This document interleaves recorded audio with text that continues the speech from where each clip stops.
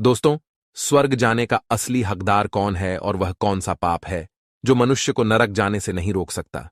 आज एक धार्मिक कथा के माध्यम से हम आपको बताएंगे कि पूजा पाठ, दान, धर्म आदि प्रकार के करोड़ों पुण्य करने के बाद भी मनुष्य नरक में क्यों जाता है और अत्यधिक पाप करने पर भी किस पुण्य के लिए मनुष्य को स्वर्ग की प्राप्ति होती है।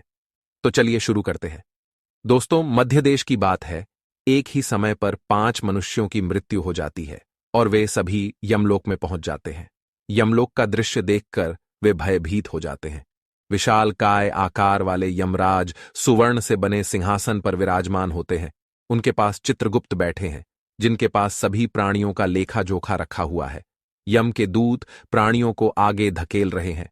कुछ मनुष्य जोर जोर से विलाप कर रहे होते हैं, तो कुछ मनुष्य अत्यंत प्रसन्न होकर चल रहे होते हैं।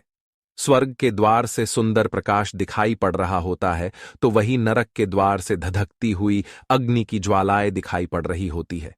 इस भयानक दृश्य को देखकर वे पांचों एक दूसरे से बात करने लगते हैं और अपने अपने पाप के विषय में चर्चा कर रहे होते हैं। उन 5 में से 4 लोगों ने अपने जीवन में बहुत पाप कर्म किए हुए होते हैं और उन सभी को जान पड़ता है कि अब वे चारों ही नरक में ही जाने वाले हैं। उन चारों में एक चोर होता है, दूसरी वेश्या होती है, तीसरा विद्वान पंडित होता है, तो चौथा एक राजा का सैनिक होता है तथा 5वां एक धनवान किसान होता है। वे पांचों अपने अपने कर्म फलों को भुगतने के लिए तैयार होते हैं। एक एक करके सभी पापी और पुण्य आत्माएं आगे चल रही होती है। वे चारों एक दूसरे के पाप कर्मों के बारे में बताने लगते हैं। पहले चोर कहता है, भाई, मैं तो पक्का नरक में ही जाऊंगा, क्योंकि मैंने बहुत बार चोरी की है, दूसरों का धन लूटा है, दूसरों को तकलीफ दी है, लेकिन ऐसा मैंने मजबूरी में किया था। चोरी करके मैं अपने परिवार का पेट पालता था, क्योंकि मुझे कोई काम नहीं देता था। शायद विधाता ने मेरे भाग्य में यही लिखा था, इसीलिए मैं ही हम चारों में सबसे बड़ा पापी हूं। मेरे पाप से मुझे कभी मुक्ति नहीं मिलेगी, ये मैं जानता हूं। पता नहीं मुझे अगला जन्म किस पशु का मिलेगा, यमराज मुझे कौन सा दंड देंगे। उसके बाद वह वेश्या बोलती है, भाई, हम चारों में मैं ही सबसे बड़ी पापिनी हूं। मुझसे बड़ा पाप यहाँ पर किसी ने नहीं किया होगा। जो स्त्री अनेक पुरुषों के साथ संबंध बनाती है, उसे नरक में ही डाला जाता है, यही शास्त्र कहते हैं। इसीलिए मेरा भी नरक में जाना तय है। किंतु मैं शपथ खाकर कहती हूं, मैंने ये पाप जानबूझकर नहीं किए हैं। जब मैं छोटी उम्र की थी, तभी एक दुष्ट व्यक्ति मुझे उठाकर ले गया और जबरदस्ती मुझे वेश्या बना दिया। मैंने ना चाहते हुए भी कई पुरुषों से संबंध बनाए हैं। मेरे पास जीवित रहने के लिए यही एक उपाय बचा था। मैं करती भी तो क्या करती। मेरे पास इतनी शक्ति नहीं थी कि मैं उस दुष्ट पुरुष से लड़ सकूं। पता नहीं किस पाप के कारण मुझे इस जन्म में वेश्या बनना पड़ा, और न जाने आगे मुझे किस पशु के रूप में जन्म लेना पड़ेगा। मेरे पाप से यह जान पड़ता है कि मैं भी पक्का नरक में ही जाऊंगी। उसके बाद वह सैनिक बोलने लगता है, भाई, हम चारों में सबसे बड़ा पापी तो मैं ही हूं। मैंने बहुत बड़े पाप किए हैं। मैं राजा का सिपाही था, इसीलिए मैं लोगों पर जोर जबरदस्ती करता था। मैंने कितनों के प्राण लिए हैं, न जाने कितने मासूम लोगों को सताया है, न जाने कितने निर्दोष लोगों को मेरे हाथ से दंड मिला है। यमराज मुझे कभी क्षमा नहीं करेंगे और मैं निश्चित ही नरक में ही जाऊंगा। लेकिन मैंने ये सभी पाप जानबूझकर नहीं किए हैं। अपने प्राणों के भय से और परिवार के पालन पोषण के लिए मुझे ये पाप करने पड़े हैं। हमारा राजा जो कहता था, उसका पालन हमें करना पड़ता था। राजा के विरुद्ध भला कोई साधारण मनुष्य कैसे जा सकता है।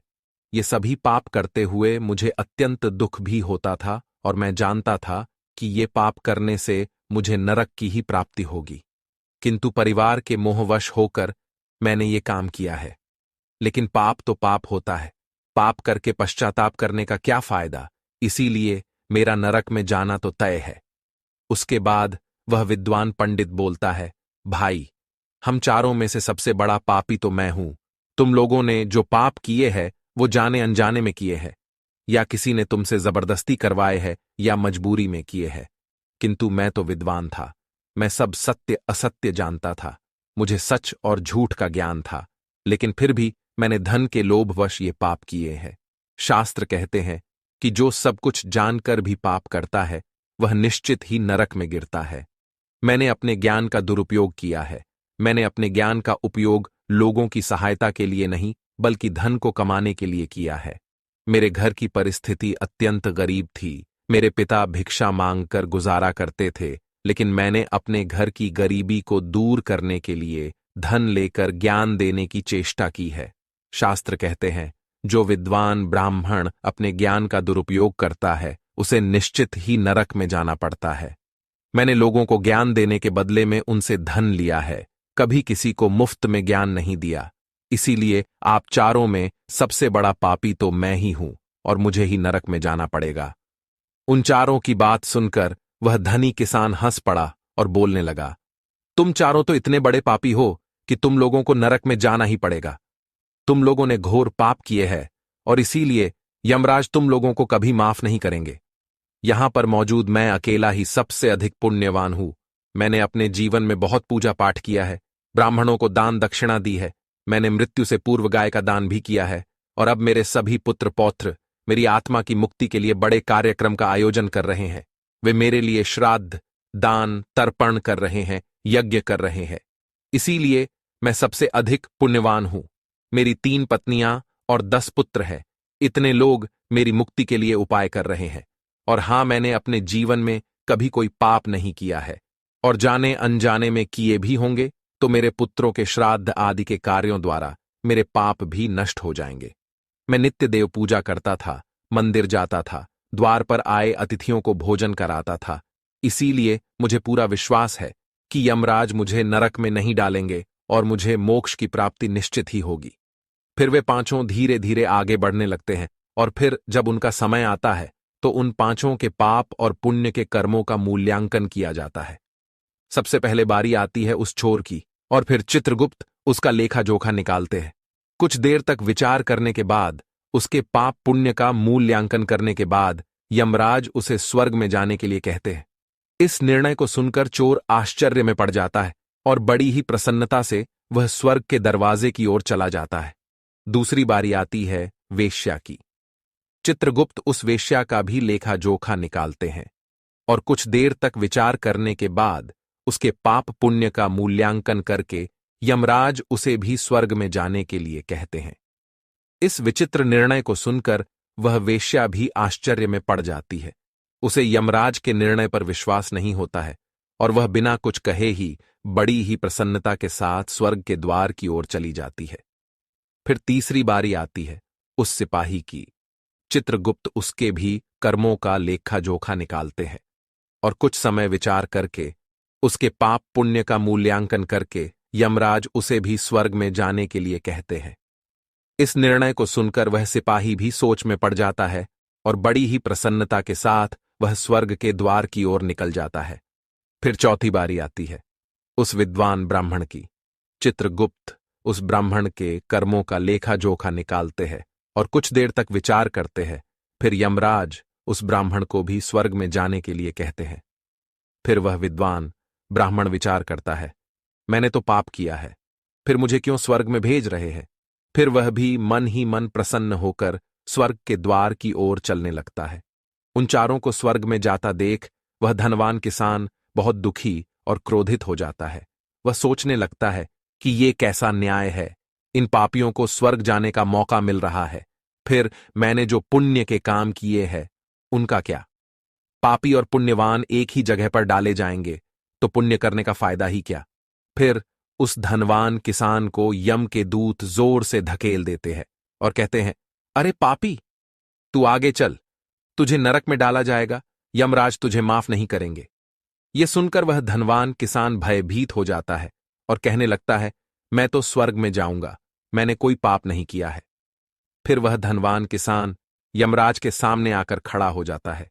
चित्रगुप्त उसके कर्मों का लेखा जोखा देखते हैं और उसके पाप पुण्य के कर्मों का मूल्यांकन करते हैं, तो उसके पाप का पलड़ा भारी हो जाता है, और यमराज उस धनवान किसान को कहते हैं, अरे दुष्ट, तूने तो बहुत बड़ा अपराध किया है, तू तो नरक में जाने के ही योग्य है।